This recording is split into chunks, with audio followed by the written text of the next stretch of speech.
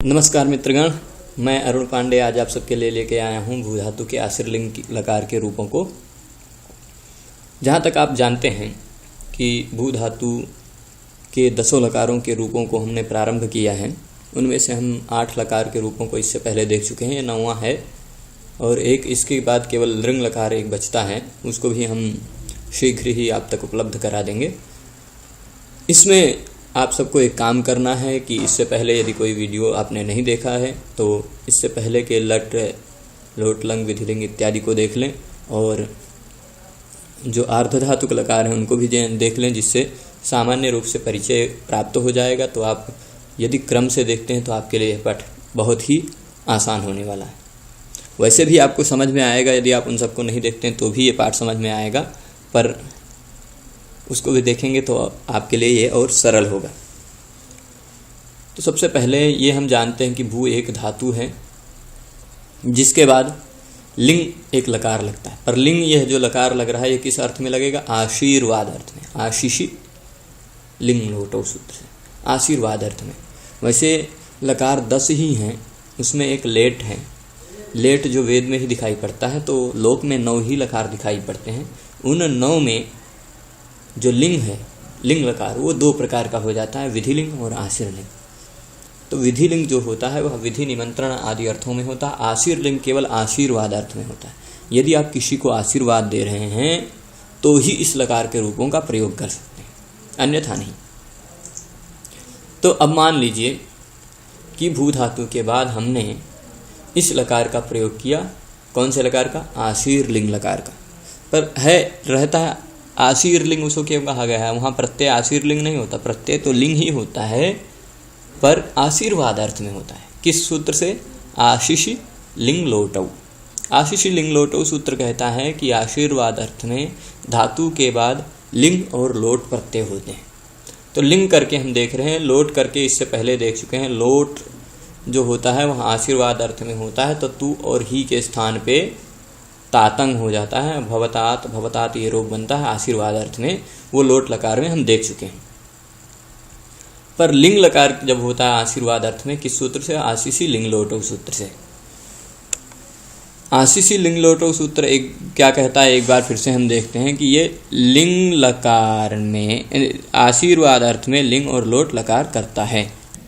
तो इस आधार पर हमने भू धातु पर लिंग ऐसा प्रत्यय जोड़ दिया, भू प्लस लिंग ऐसी स्थिति आ गई।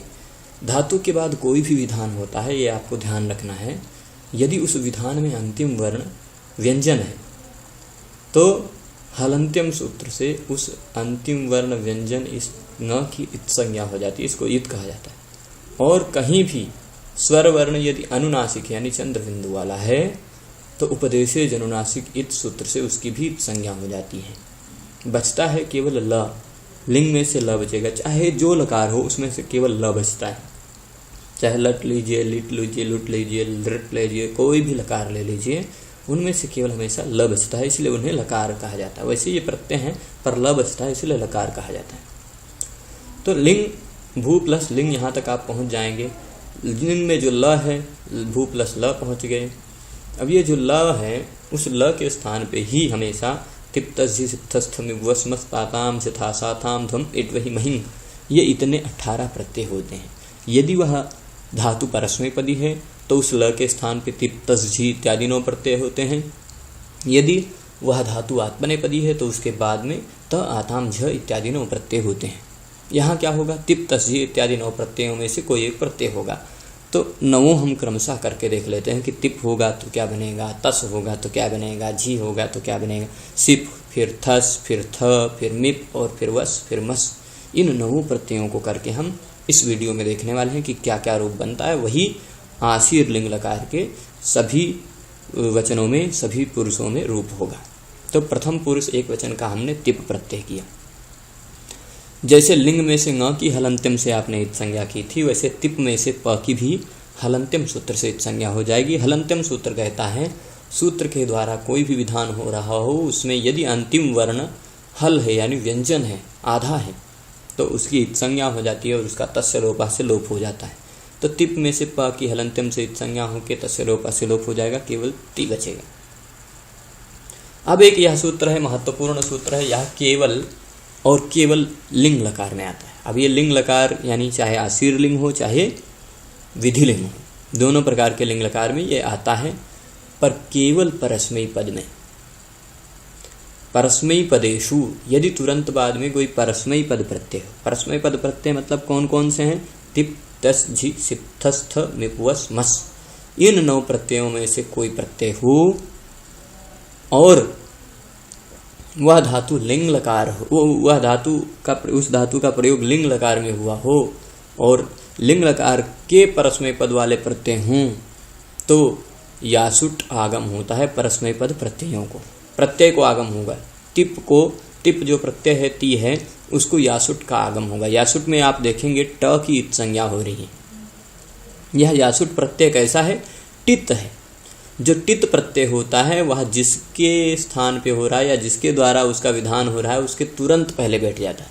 या भू के द्वारा नहीं विधान हो रहा है, परस्मय पद प्रत्यय के द्वारा इसका विधान हो रहा है। परस्मय पद प्रत्यय होगा तभी यासुट होगा, भू धातु होगा तो यासुट होगा, ऐसी कोई बात नहीं है। परस्मय पद प्रत्यय होना चाहिए, लिंग लकार होना चाहिए, तो इसी को यासुट का विधान हो रहा है, उसके तुरंत पहले बैठेगा तो यासुट आ जाएगा। भू यासुट टी, ये यासुट हर एक रूप में आएगा। टी परस्मय पद प्रत्यय केवल ती थोड़े ना है, तस, झी, सिप, थस, थ, मिवस, मस कोई भी होगा वहाँ परस्मय पद प्रत्यय तो होगा ही, और परस्मय पद प्रत्यय होगा तो यासुट परस्मय पदेषु धातुओं नीचे लगेगा ही। ये दूसरा वाला जो इसके बाद निकल आ रहा है भू यासुट ती, यहाँ तक आप सब पहुँच जाएंगे, यहाँ तक पहुँचने में दिक्कत नहीं होगी। पर दूसरा वाला जो है यासुट के बाद ये जो दूसरा वाले नियम है सुट तिथो हो, यह क्या कहता है? लिंग लकार में ही ये भी है नियम। जिस लिंग लकार में ये नियम है उसी लिंग लकार में ये भी नियम है। यासुट और सुट दोनों एक ही जगह पर नियम होते हैं, पर ये सुट कहाँ आएगा? सुट आगम कहाँ होगा? यदि प्रत्यय का पहला वर्ण ता अथवा था। प्रत्यय का पहला वर्ण ता अथवा था हो तो प्रत्यय का पहला वर्ण नहीं, कहीं भी प्रत्यय में कहीं भी ता अथवा था आ रहा है तो ता और था के तुरंत पहले सुट का आगम हो जाएगा। यह परस्मय पद में नहीं, यह आत्मनेय पद में भी होगा। सुट तिथो परस्मय पद आत्मनेय पद दोनों पद में होता है, यासुट केवल परस्मय पद में होता है। तो सुट तिथो क्या होगा? तिप प्रत्यय रहेगा तो भी होगा, तस होगा तो भी होगा, झी होगा तो नहीं होगा क्योंकि ता और था नहीं मिल रहा है, सिप भी नहीं होगा, थस प्रत्यय होगा तो था मिल जाएगा तो भी सुट होगा, थ होगा तो भी था मिल जाएगा इसलिए सुट आगम होगा। मिप वस मस में कहीं नहीं होगा। त प्रत्यय होगा तो त में भी होगा। आताम होगा तो आताम में भी त दिखता है, उस त के पहले सुट होगा और आताम का आस्ताम हो जाएगा सुट आगम होकर। फिर इसके बाद झी झ थास और आथाम, थास आथाम में होगा। फिर उसके बाद फिर क्या होगा? थास आथाम, फिर ध्वम इट वही महिम कहीं नहीं होगा। तो ये जो सुट आगम होता है, सुट आगम कब होता है? यदि प्रत्यय में कहीं त और थ आता है तो उस त और थ के तुरंत पहले आके सुट बैठ जाता है। सुट यह भी टित आगम है। टित आगम है इसलिए जिससे विधान किया गया त और थ को सुट आगम हो रहा है तो त और थ के तुरंत पहले बैठेगा। आताम में त आ रहा है तो आताम के त के तुरंत पहले बैठेगा, आ सुट ताम हो जाएगा। ऐसा यह आगम है। तो सुट त और थ के तुरंत पहले आ गया भू, यासुट, सुट और ती। मैंने पहले यासुट में यास बचा देते, फिर सुट में स बचा देते, दो एक स्टेप और बढ़ाना पड़ता है। यासुट में अनुबंध लोप करते तो यास बचता है, फिर सुट लाते, सुट में भी अनुबंध लोप करते तो भी स बचता है। यास स ती, ऐसे एक दो स्टेप लगाना पड़ता है। इसलिए मैंने दोनों को एक साथ आगम किया, पहले दोनों का आगम कर दिया फिर दोनों का लोप करेंगे। सुट में जो टा है और यासुट में जो टा है दोनों जगह टा हलंत्य है। अगर किसी भी उपदेश का यानी जो सूत्र के द्वारा कोई भी विधान हो रहा, चाहे धातु हो, चाहे प्रत्यय हो, चाहे सूत्र गण हो, उणादि हो, वाक्य हो, लिंगानुशासन हो, आगम हो, चाहे प्रत्यय हो, चाहे आदेश हो, ये सभी क्या कहे जाते हैं? ये सभी उपदेश कहे जाते हैं। इन सब में कहीं भी यदि अंतिम वर्ण व्यंजन आता है तो हलंत्यम सूत्र कहेगा, उसको इत कहा जाएगा। इष्टा को भी इत कहा जाएगा, इष्टा को भी इत कहा जाएगा। उपदेश जनुनासिक इत एक ऐसा सूत्र है, वो कहता है उपदेश अवस्था में यदि अनुनासिक अच है तो उसको भी इत कहा जाता है। यहाँ जो ऊ है, यहाँ भी जो ऊ है यह अनुनासिक है, इसकी भी इत संज्ञा हो जाएगी। तो ऊ और ट दोनों की इत संज्ञा यहाँ भी होगी, ऊ और ट दोनों की इत संज्ञा यहाँ भी होगी। सूत्र है उपदेश हलंत्यम और उपदेश जनुनासिक इत। और ऊ और ट का यहाँ भी उ और ट का तस्य लोपा सूत्र से लोप हो जाएगा, केवल यहाँ यास बचा, यहाँ स बचा। भू यास स और टी ऐसा आ जाएंगे यहाँ। अब आप देखेंगे इतश्च एक ऐसा सूत्र है, यह सूत्र कहता है ङित लकारों में, ङित लकारों में ही ये केवल लगता है।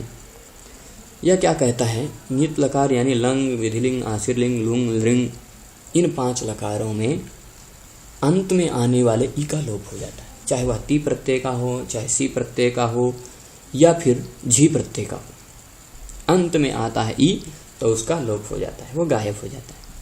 तो क्या हो जाएगा, ती के ई का लोप हो जाएगा, अंत में आ रहा है इतश्च सूत्र से। ङित लकार में ही यह नियम लगता है, ध्यान रखना है आपको। केवल लंग में दिखा होगा, इससे पहले मैं विधिलिंग बता चुका हूँ, वहाँ दिखा होगा।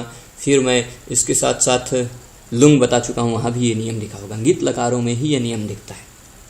तो इतश्च अंत में ती, सी और फिर झी के ई का लोप कर देता। मी के ई का लोप नहीं कर पाता, क्योंकि मी प्रत्यय का मी को स्थान पे अम हो जाता है, तो वहाँ अंत में ई नहीं बचता, अम हो जाता है। तस्थस्थमिपाम ताम तम ताम सूत्र से।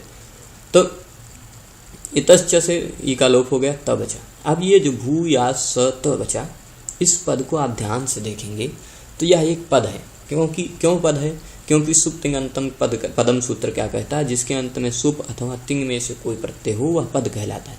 इसके अंत में तिंग में से एक टिप प्रत्यय है, तो यह एक पद कहलाया जाएगा। भू या स, ये जो है एक पद है। और यह पद कैसा है, इसके अंत में संयोग है। संयोग यानी 2 या 2 से ज़्यादा व्यंजन एक साथ आ जाएं, उनके बीच में या उनके अंत में कहीं भी क्या हो, स्वर वर्ण ना आए। तो यहाँ देखेंगे स तो ये 3 व्यंजन वर्ण एक साथ आ गए हैं, तीनों को संयोग कहा जाएगा। 2 या 2 से ज़्यादा व्यंजन एक साथ आए तो वो संयोग कहे जाते हैं। ये संयोग है, तीनों व्यंजनों का संयोग है यहाँ पर। और ये जो संयोग है, तो ये पूरे भू या स शब्द के अंत में है संयोग। किसी भी शब्द के अंत में यदि संयोग हो और उस संयोग का, ध्यान दीजिएगा, कहीं भी शब्द के अंत में संयोग हो और उस संयोग का पहला वर्ण स अथवा कवर्ग हो। संयोग, यहाँ देखिए, संयोग 3 वर्णों का स त, उसका पहला वर्ण क्या है, संयोग का पहला वर्ण क्या है, स। यदि शब्द के अंत में संयोग हो तो ही ये नियम लगेगा। जैसे अभी आप तस देखेंगे तो तस के अंत में तह रहेगा, वहां संयोग नहीं रहेगा। तो यहाँ अगर शब्द के अंत में संयोग है तो ही उसको संयोगाद्योर अंते च नियम लगेगा। ये कहता है स अथवा क हो संयोग के पहले वर्ण के रूप में, पर कब, यदि शब्द संयोगांत हो तभी, तो उस स का लोप हो जाता है, उस सा गायब हो जाता है। तो भू या स त ये बचा। अब फिर से भी संयोग है, 2 या 2 से ज़्यादा व्यंजन रहेंगे तो फिर से भी संयोग मिल जाएगा ना, फिर से संयोग मिल जाएगा उसको। तो क्या हो जाएगा, यहाँ देखिए, स, इस सा का लोप कर दिए तो भी स और त 2 वर्णों का संयोग है, और उस भी संयोग का पहला वर्ण यही स है, तो भी इसको संयोगाद्योर अंते च से उस स को भी लोप कर देंगे, क्योंकि संयोग का पहला वर्ण स ही है। और संयोग शब्द कैसा है, संयोगांत है। शब्द संयोगांत हो और उस संयोग का पहला वर्ण स हो अथवा कवर्ग हो, तो उसको संयोगाद्योर अंते च से उस स का लोप हो जाता है अथवा उसका का लोप हो जाता है। तो पहले संयोग के पहले वर्ण के रूप में ये वाला स था तो उसका लोप हुआ, फिर दोबारा फिर से संयोग है स और त का, तो उसमें भी संयोग का पहला वर्ण स है, उसका भी लोप हो गया। केवल क्या बचा, भू या त, जोड़ देंगे भूयात हो जाएगा। यद्यपि ये ध्यान देंगे, यहाँ पर एक सूत्र और लगता है। बहुत सारे लोगों को यहाँ पर संदेह होता है कि स और त, ये स झल में आता है, ये त भी झल में आता है, 2 झल के बीच में आता है, तो उस स का लोप हो जाता है झलो झली सूत्र से। तो झलो झली से भी आप इस वाले स का लोप कर सकते हैं, पर इस वाले स का आप केवल उसको संयोगाद्योर अंते च से ही लोप कर पाएंगे, क्योंकि संयोग का पहला वर्ण यदि स है तो उसका लोप हो जाता है। तो आप चाहें उस सूत्र को लगाना तो भी वो भी लग जाएगा, झलो झली से इस बीच वाले स को लोप कर देंगे, फिर को संयोगाद्योर अंते च से इस वाले स को लोप कर देंगे, हो जाएगा भूयात। पर ये ध्यान देना है कि पहले स्कोह संयोगाद्य और अंत्य च ही लगाना है आपको। स्कोह संयोगाद्य और अंत्य च लगेगा तो ये हो गया। स्कोह संयोगाद्य और अंत्य च फिर से लग सकता है तो ये भी लग जाएगा ना। मतलब एक ही सूत्र से काम चल जा रहा है। झलोझली की आवश्यकता नहीं भी है तो भी चल जाएगा, झलोझली के बिना भी काम चल जाता है, भूयात हो जाएगा, पर वो भी लग सकता है यहाँ, ऐसा ध्यान देना। इसके बाद भूयात बन गया। अब फिर मान लीजिए ऐसी आशीष लिंग लोटो सूत्र से आशीर्वाद अर्थ में लिंग प्रत्यय हुआ, लिंग में से हमेशा ल बचता है, भू ल ऐसी स्थिति हुई। फिर तिप तस्थम विवस्मत सूत्र से हमने सोचा कि आगे का प्रत्यय करके देखते हैं। टिप प्रत्यय के हम करके हमने देख लिया है क्या बनता है भूयात। तस प्रत्यय करके देखते हैं तो भू प्लस तस ऐसी स्थिति की। यह जो तस प्रत्यय है यह परस्मैपदी प्रत्यय है, परस्मैपदी प्रत्यय है और उसके साथ साथ लिंग लकार का प्रत्यय। यदि लिंग लकार का परस्मैपदी कोई प्रत्यय हो तो यासुट परस्मैपदेषु उदात्तो इच्छ कहता है कि परस्मैपद पद में यासुट आगम होता है और यह यासुट आगम जो होता है यह उदात्त भी होता है और नित भी होता है। इससे पहले फिर भू यासुट तस हुआ। इससे पहले के रूप में एक चीज मैं बताना आपको भूल गया हूँ, वो चीज यहाँ ध्यान दे देंगे। भू में जो ऊ है उसको हम सार्वधातुक लकारों में गुण कर चुके हैं। भू को भो कर देते थे, भो को भव करते थे, वो सब यहाँ नहीं होगा। क्यों नहीं होगा? क्योंकि यासुट जो प्रत्यय है वह ङित है और जो प्रत्यय मतलब धातु के अंतिम वर्ण ई उ रिल हो तो जो सार्वधातुक अर्धधातुक से आप गुण कर रहे थे वह गुण तब नहीं होगा जब उसके तुरंत बाद कित गित अथवा ङित प्रत्यय हो तो कंगेदी च सूत्र से गुण का निषेध हो जाएगा। इसलिए यहाँ कहीं भी गुण नहीं मिलेगा किसी भी रूप में। भूयात, भूयास्ताम, भूयासो, भूयाह, भूयास्तम, भूयास्त सभी जगह। क्यों? क्योंकि भू के तुरंत बाद यासुट बैठा रहेगा और वह यासुट ङित है।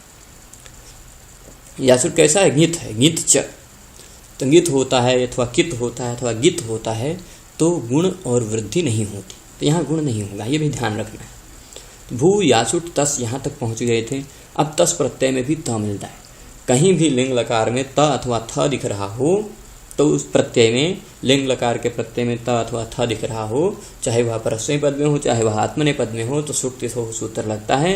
वह सुट आगम करता है त और थ के तुरंत पहले। तो त के तुरंत पहले हमने सुट जोड़ दिया। भू, यासुट, सुट और तस। यासुट में से उ और ट और सुट में से भी उ और ट की हलंत्यम और उपदेश जनना। ऊ की इसमें इस ऊ की और इस ऊ की उपदेश जनना से गित से इत संज्ञा हो जाएगी और ट दोनों में अंतिम वर्ण है तो हलंत्यम से इत संज्ञा हो जाएगी और तस्य लोपा से इस ऊटा की और इस ऊटा की लोप हो जाएगा तस्य लोपा से। तो यहाँ केवल यास बचा, यहाँ भी स बचा। तो ये ध्यान रखना भू यास तो सब जगह आएगा ही। ये स आए वह किस पे डिपेंड करता है? अगर प्रत्यय में कहीं त दिख रहा है तभी स आएगा, नहीं तो नहीं आएगा सुट्तिथो हो सूत्र से। पर भू और यास तो आएगा ही। यहाँ प्रत्यय भी तिप्तस जी सिप्तस्थम विवस मस में से कोई रहेगा क्योंकि भू धातु परस्मैपदी है। तो भू यास टिप हो सकता है, भू यास तस होगा, भू यास झी होगा, भू यास सिप, भू यास थस, भू यास थ, भू यास मिप, भू यास वस, भू यास मस, ऐसे सभी जगह स्थितियाँ आएंगी। पर जहाँ भी प्रत्यय में त दिखता है वहाँ सुट भी आ जाएगा, स भी जुड़ जाएगा। तो यहाँ तिप में, तस में और फिर थस में, थ में, इन सब चार जगह पर स भी आएगा और केवल और कई जगह पे स ये नहीं आएगा। तो भू यास स थस, स तस ऐसी स्थिति हुई। यहाँ आप देखेंगे यहाँ झलोझली जो इससे पहले हम नियम लगाने को बताए थे वो लगेगा। यहाँ आप देख रहे हैं यहाँ शब्द संयोगांत नहीं है। भू या स तस पद तो है सुप्तिंगंतम पदम के नियम के अनुसार, पर यहाँ तस में जो स है उसकी हलंत्यम से इत संज्ञा भी नहीं होगी। न विभक्तो तुस्माह कहता विभक्ति में त वर्ग स और म की इत संज्ञा नहीं होती, तो इसकी इत संज्ञा नहीं होगी, ये आपको ज्ञात होगा। तवर्ग स और म यदि विभक्ति में आते हैं तो इत संज्ञा नहीं होती, तो नहीं होगी, ठीक है। पर यहाँ देखेंगे भू यास स तस है, यहाँ शब्द के अंत में संयोग नहीं है, मध्य में संयोग है। या स और त इन तीन व्यंजन वर्णों का संयोग है। अंत में तो संयोग नहीं, अंत में एक ही व्यंजन आ रहा है। अंत में दो या दो से ज्यादा व्यंजन आते हो, जैसे यहाँ की स्थिति में और यहाँ की स्थिति में अंतर आप देखेंगे। यहाँ स त तीन वर्णों का संयोग अंत में आ जा रहा था शब्द के, यहाँ स त ये तीन वर्णों का संयोग यहाँ भी है पर अंत में नहीं है। संयोगांत शब्द नहीं होगा, इसलिए इसको संयोगाद्योरन्ते च नियम नहीं लगेगा और वो इस स को पहले लोप नहीं कर पाएगा। तो स का लोप किससे होगा? तो केवल इस वाले स का लोप होगा। सूत्र है झलोझली। झलोझली क्या कहता है?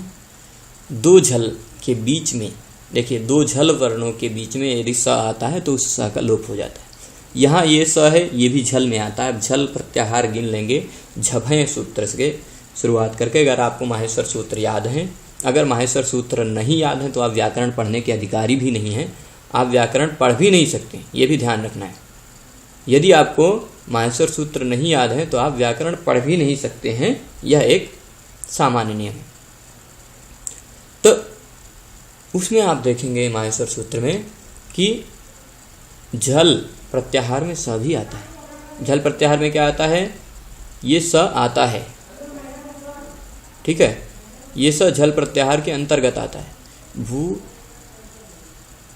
अब आप गिन लीजिए झभय सूत्र के झभ झ से शुरू करके हल के ल तक, उसमें शशसर सूत्र में ये स दिख जाएगा। तो यहाँ तक पहुँच जाएंगे। अब क्या होता है, ये जो स है और ये त है, ये भी झल में आता है। झभय देख लीजिए, कब खफ छठत चटत सूत्र में आ रहा है त, और झभय के बाद में ही आ रहा है, हल के पहले ही आ रहा है। तो झल प्रत्याहार में ये माना जाएगा। झल प्रत्याहार में माना जाएगा, इसलिए झल प्रत्याहार का यदि कोई वर्ण हो, यहाँ भी झल प्रत्याहार का कोई वर्ण हो, दोनों झल के बीच में यदि स आता है तो उस स का लोप हो जाता है। केवल ये वाला स बचा, ये वाला तस बचा। भू यास तस, ऐसी स्थिति तक पहुंच गए। कौन सी स्थिति तक पहुंचे? भू यास और तस। इसके बाद ये तस्थस्थ विपाम ताम तम ताम आपको लगा देना है। यह कहता है गीत लकारों में, गीत लकारों में यानी लंग, विधिलिंग, आशीर्लिंग, लुंग, लृंग, इन 5 लकारों में, और लोट में भी, क्योंकि लोटो लंगवत, लंग की तरह लोट भी होता है, गीत माना जाता है। इन सभी 6 लकारों में तस के स्थान पे ताम, थस के स्थान पे तम, थ के स्थान पे त और मिप के स्थान पे अम हो जाएगा। तस्थस्थ मिपाम ताम तम तामा। तो तस के स्थान पे क्या करेंगे आप? ताम। भू यास ताम जोड़ देंगे, बन जाएगा भू यास ताम। इसके बाद आप कहाँ चलेंगे? भू प्लस लिंग है, इसी सूत्र से, आशीषी लिंग लोटों से। लिंग लकार में केवल जब ल बचेगा, भू प्लस ल, ऐसी स्थिति तक पहुंचेंगे। भू यास ल ऐसी स्थिति तक पहुंचेंगे जब आप, तो उस ल के स्थान पे क्या हो जाएगा? जो ल है, ल के स्थान पे तिप्तस्थि, सिप्तस्थ, मिवस, मस, इन सब में से कोई एक प्रत्यय होता है। तो पहले तिप करके हम देख लिए भूयात बन जाता है, तस करके भी हमने देख लिया है भूयास्ताम बन जाता है। झी करेंगे अब, भू प्लस झी। ये झी प्रत्यय भी परस्मय पद है। यदि लिंग लकार का परस्मय पद कोई प्रत्यय हो तो यासुट आगम होता है, और ये जो यासुट आगम है यह परस्मय पद में ही होता है, परस्मय पद प्रत्यय में ही। परस्मय पद प्रत्यय को ही ये यासुट का आगम हुआ। यासुट आगम टित है, इसलिए परस्मय पद प्रत्यय के तुरंत पहले बैठेगा यासुट। और देखेंगे भू यासुट झी, ऐसी स्थिति आएगी। ये यासुट है, ये गित भी है। गित है इसलिए भू को जो गुण हो रहा था, भो हो रहा था, उसका निषेध हो जाएगा ङितिच सूत्र से। भू यासुट झी। अब इसके बाद ये देखिए, यहाँ प्रत्यय का पहला वर्ण त अथवा थ नहीं है, या प्रत्यय में कहीं भी त और थ नहीं दिख रहा है, तो इसलिए सुट तिथो से सुट का भी आगम नहीं होगा। सुट तिथो सूत्र यहाँ नहीं लगेगा, नहीं लगेगा ना। तो भू यासुट झी ऐसा ही रहेगा, सुट तिथो नहीं आएगा, केवल यासुट ही आगम रह जाएगा। तो भू यास झी ऐसी स्थिति तक हम पहुंच जाएंगे। अब ये जो यासुट है, यासुट में से हलंत्यम से ट की संज्ञा करेंगे, तस्य लोपा से लोप कर देंगे, और ऊ की उपदेशे जन्मनासिक इत से संज्ञा करेंगे, तस्य लोपा से लोप कर देंगे, केवल यास बचेगा। भू यास झी। ऐसी स्थिति तक पहुंचने के बाद ये जो झी है, झी के स्थान पे लिंग लकार में, केवल लिंग लकार में झेर जुस लग जाता है, झी के स्थान पे जुस हो जाता है, झेर जुस। पर ये कहाँ लगता है? केवल लिंग लकार में, या विधिलिंग हो या आशीर्लिंग। विधिलिंग और आशीर्लिंग में झी के स्थान पे जुस हो जाता है, तो यहाँ हमने जुस कर दिया। जुस में जो स है उसकी संज्ञा नहीं होगी, क्यों? हलंत्यम से उसकी संज्ञा होने लगेगी, पर न विभक्त हो तो उसमें कहेगा ये विभक्ति का प्रत्यय है। तिप्त झी इत्यादि के स्थान पे आने वाले जो प्रत्यय हैं वो विभक्ति के प्रत्यय ही कहे जाते हैं। तो जुस में स की संज्ञा हो नहीं होगी। स जिसमें से पर चुटू से प्रत्यय का पहला वर्ण यदि चवर्ग अथवा टवर्ग हो तो चुटू से उसकी संज्ञा हो जाती है और तस्य लोपा से उसका लोप हो जाएगा। तो जिसमें से क्या बचेगा? उस। भू यास उस। उसमें जो स है उसका ससजुस और रू से रू कर देंगे। उस उ रू, भू या भू यास उ रू। फिर उसके बाद यहाँ सा का तो लोप नहीं होगा क्योंकि दो झल के बीच में नहीं आ रहा, दो अच के बीच में आ रहा है सा। तो भू यास उ रू हुआ। रू का र बचेगा। भू यास उ र, और र के बाद कोई भी वर्ण नहीं है इसलिए र को विसर्ग हो जाएगा। खरवसाने विसर्जन यहाँ सूत्र से। तो भू यास उह जोड़ेंगे, भू यास उह बन जाएगा। इसके बाद हम आते हैं तिप तजी प्रत्यय करके देख लिए। अब सिप प्रत्यय करते हैं। भू प्लस लिंग है, आशुषी लिंग लोटो सूत्र से भू लिंग ऐसी स्थिति तक पहुँचे। फिर लिंग के स्थान पे हमने क्या किया? सिप प्रत्यय किया। कौन सा प्रत्यय? सिप एक ऐसा प्रत्यय है, वो करेंगे भू सिप। सिप में से हमेशा सी बचता है। भू लिंग था, लिंग में ल बचा, ल के स्थान पे हमने सिप किया। यह जो सिप किया यह सिप कैसा है? परस्मय पद है, और परस्मय पद होने के साथ साथ लिंग लकार का है। तो यासुट परस्मय पदेषु उदात्तों इच्छ सूत्र से यासुट का आगम होगा। ये सूत्र कहता है कि परस्मय पद हो और लिंग लकार हो तो यासुट का आगम होता है, और वो यासुट आगम गीत भी होता है।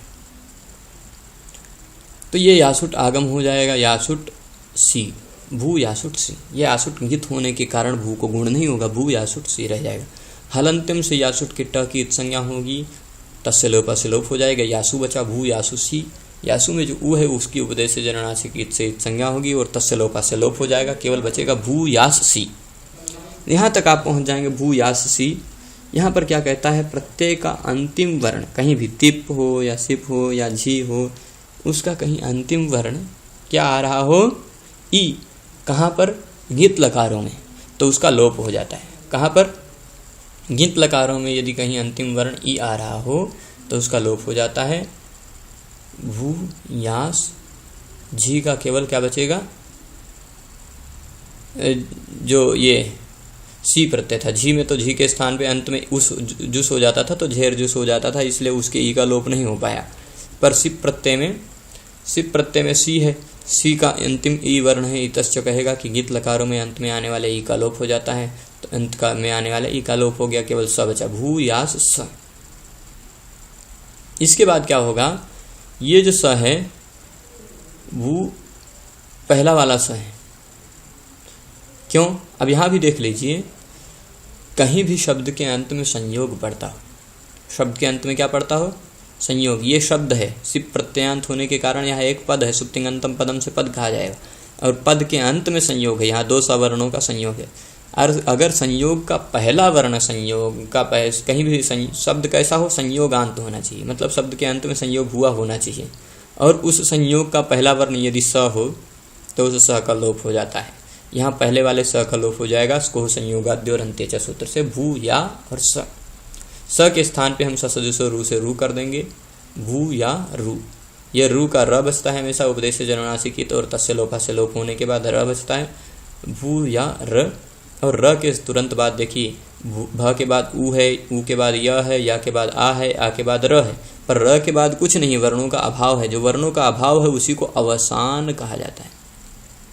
अगर र के तुरंत बाद खर हो अथवा अवसान हो तो उस र के स्थान पे विसर्ग हो जाता है। र के स्थान पे विसर्ग कर दिया तो भू या वैसे का वैसा उतार दिया, र उतार दिया तो भू याह बन गया। इसके बाद हम आएंगे अगले रूप में, सिप प्रत्यय करके देख लिए। अब थस प्रत्यय करेंगे अथवा थ प्रत्यय करेंगे, दोनों प्रत्यय एक साथ करके हम देखते हैं। थस करें या थ करते हैं तो क्या होता है? भू प्लस लिंग हुआ, आशीषी लिंग लोटो सूत्र से, लिंग में से ल बचा। ल के स्थान पे हम तिप तजी सिप करके देख चुके हैं। हम थस और थ दो प्रत्यय एक साथ करते हैं तो भू प्लस थस हुआ अथवा भू प्लस थ हुआ। ये थस और थ दोनों प्रत्यय, थस और थ जो दोनों प्रत्यय हैं, ये दोनों प्रत्यय कैसे हैं? दोनों प्रत्ययों का परस्मैपदी हैं, और परस्मैपदी होने के साथ साथ लिंग लकार के हैं। लिंग तो इसलिए यासुट परस्मैपदेषु उदात्तों इच्छ से यासुट का आगम होगा।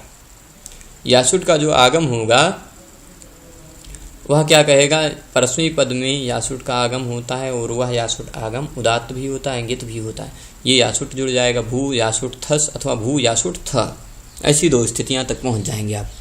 अब यहाँ प्रत्यय थस हो चाहे थ हो, दोनों प्रत्ययों में त और थ दिख रहा है, त थ में से कोई वर्ण दिख रहा है, तो सुट तिथो वाला नियम लगेगा। सुट तिथो कहता है प्रत्यय में कहीं त और थ दिख रहा हो तो, और वह प्रत्यय लिंग लकार का हो, चाहे वह परस्मैपदी हो चाहे वह आत्मनेपदी हो, उसको सुट का आगम होता है। भू यासुट सुट थस अथवा भू यासुट सुट और थ, ऐसी दो स्थितियां होंगी। यासुट और सुट में से पहले की तरह ऊ और ट की संज्ञा करके तसलोपा सलोप कर देंगे। ट की हलंत्यम से ऊ की उपदेश जनुनासिक इत से, यहाँ भी ट की हलंत्यम से ऊ की उपदेश जनुनासिक इत से भू यास स थस अथवा भू यास स थ, यहाँ तक पहुंच जाएंगे। यहाँ देखिए क्या होगा, थस हो अथवा थ हो पर शब्द के अंत में संयोग नहीं है।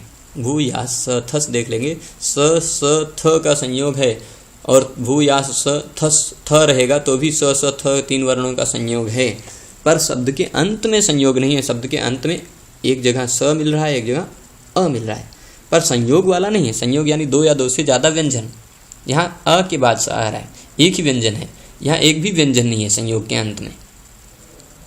तो यह शब्द संयोगांत नहीं, इसके लिए को संयोगाद्योरन्त्ये च सूत्र नहीं लग पाएगा। और क्या लगेगा, झलो झली लग जाएगा। क्या झलो झली क्या कहता है, दो झल प्रत्याहार के वर्णों के बीच में यदि सा आता है तो उस सा का क्या हो जाता है, उस सा का लोप हो जाता है। यहाँ देख लीजिए, ये शस सर सूत्र में है, उस सूत्र में होने के कारण झल प्रत्याहार में आता है। अब झभय सूत्र से हल प्रत्याहार, हल सूत्र के बीच में देखेंगे तो यह स दिख जाएगा। झल प्रत्याहार में स भी आता है, झल प्रत्याहार में थ आता है। झल प्रत्याहार में आप गिनेंगे तो कुल 24 वर्ण हैं, वो लिस्ट बना के आप देख सकते हैं। स और थ दोनों वर्ण झल में आते हैं।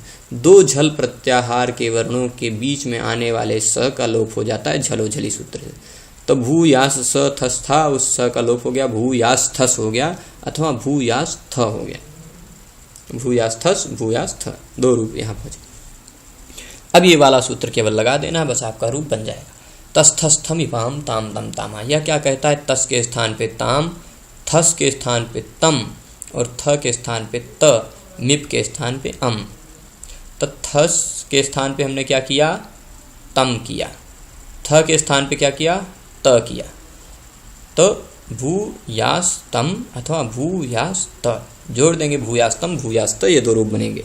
इसके बाद क्या होता है, मान लीजिए हम क्या करते हैं, मिप प्रत्यय करते हैं। लिंग लकार ही है, उसी तरह आशीष लिंग लोटो सूत्र से लिंग हुआ है। लिंग में से ल बचेगा हमेशा, ये तो आपको ज्ञात ही है कि लिंग में से हमेशा ल ही बचता है। अब ये जो ल बचा है, इस ल को क्या होगा,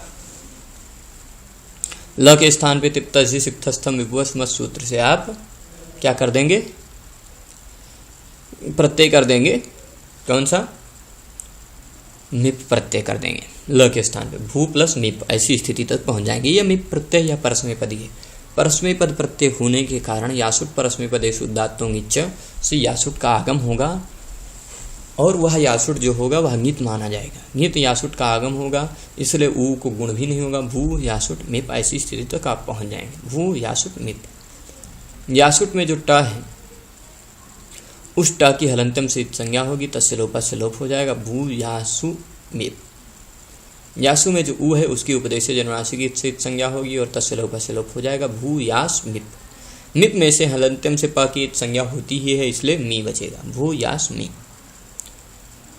भू यास्मी यहाँ तक पहुँच गया। तस्थस्थ मिपाम ताम तम तामह लगा देंगे तो वो क्या करेगा, तस के स्थान पे तम, थस के स्थान तस के स्थान पे ताम, थस के स्थान पे तम, थ के जगह पे त और मिप के जगह पे अम, ये चार कर देता है। तो ये चार हो जाएंगे। यहाँ क्या होगा, मिप के स्थान पे क्या हो जाता है, अम।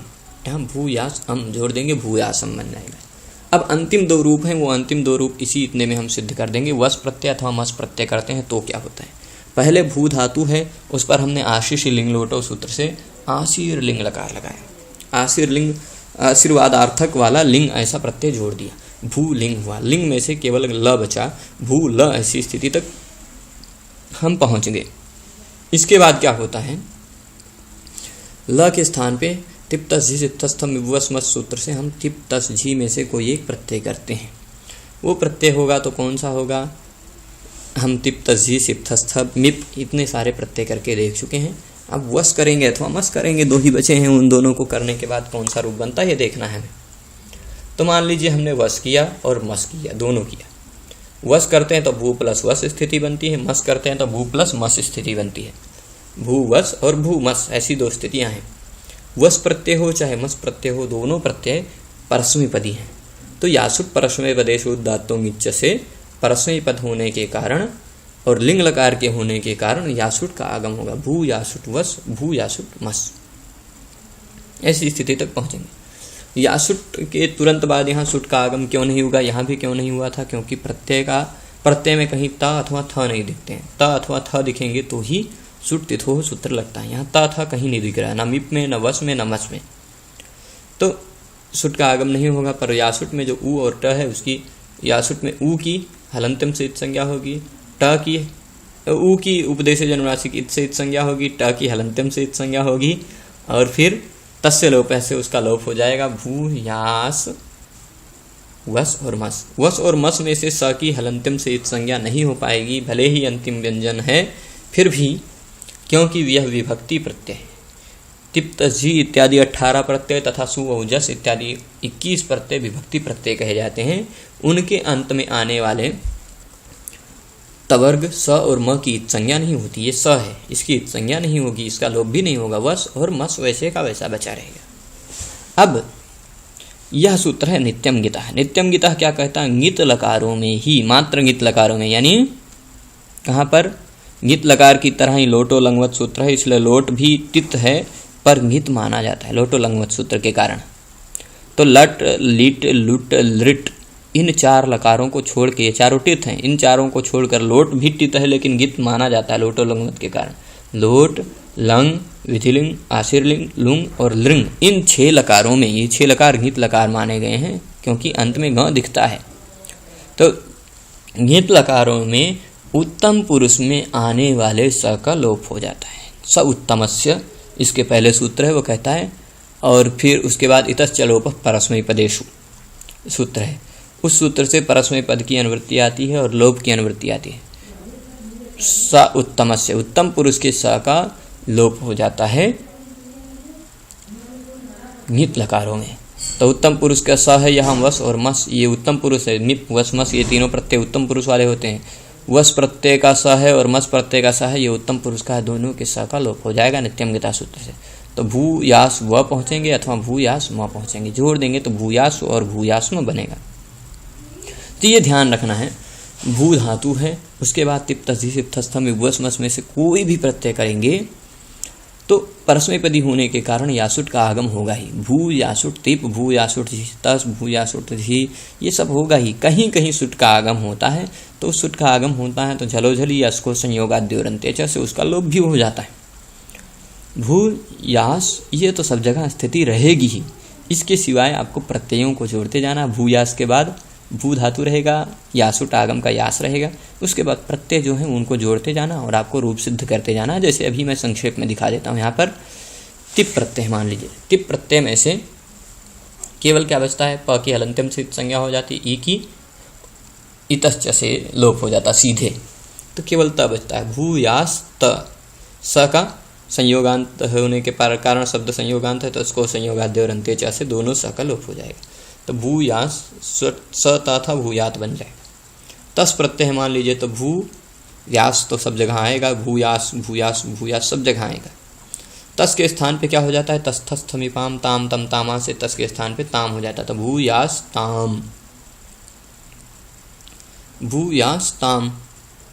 और अगर मान लीजिए झी के जगह पे झेर जुस सूत्र है, झी के स्थान पे जुस हो जाता है, जुस में से उस बचता है। भूयास उस, स के जगह पे विसर्ग किया, भूयासुस, स को विसर्ग करेंगे तो भूयासु बन जाएगा। यहाँ सिप प्रत्यय, सिप में से सी बचता है, सी में से फिर ही ई काल इतश्च से लोप हो जाता, स केवल बचता है। भूयास स संयोगांत हो जाने के कारण पहले वाले स का लोप हो जाता, भूयास केवल बचता है, स को रुत्व विसर्ग कर देंगे, भूयाह हो जाता है। थस के स्थान पे तो तस्थस्थमिपाम ताम तम त अमह ऐसा कर देते हैं। थस के स्थान पे तम करेंगे तो भूयास तम, थ के जगह पे त करेंगे तो भूयास त, निप के जगह पे अम करेंगे तो भूयास अम भूयासम। वस और मस में जो स है उसका नित्यम गीता सूत्र से लोप हो जाता है, व और म केवल बचता भूयास व और भूयास म, ऐसे रूप बनेंगे। अब आप सबके प्रति निवेदन है कि यदि यह पाठ आपको उपयोगी और सरल लगा है, यद्यपि इसमें बीच बीच में माउस डिस्टर्ब हो गया था, फिर भी यदि आपको यह पाठ उपयोगी और सरल लगा है तो अन्य मित्रों के लाभ के लिए इसको अधिक से अधिक प्रसार करें। और किसी भी सूत्र में मैंने अगर अर्थ बताने में कोताही की है, अर्थ को संक्षेप में बताया है, अगर अर्थ आपको पूरी तरह से नहीं समझ में आया है तो आप कमेंट करके उस सूत्र के अर्थ को पूछ सकते हैं। और अग्रिम लकार के पाठ यदि हम आपको पढ़ाएं, उस पाठ में आपको और गुणवत्ता चाहिए और कुछ सरलता के लिए आप परामर्श देना चाहते हैं तो आप परामर्श दे सकते हैं। पूरा पाठ देखने के लिए धन्यवाद। नमस्कार।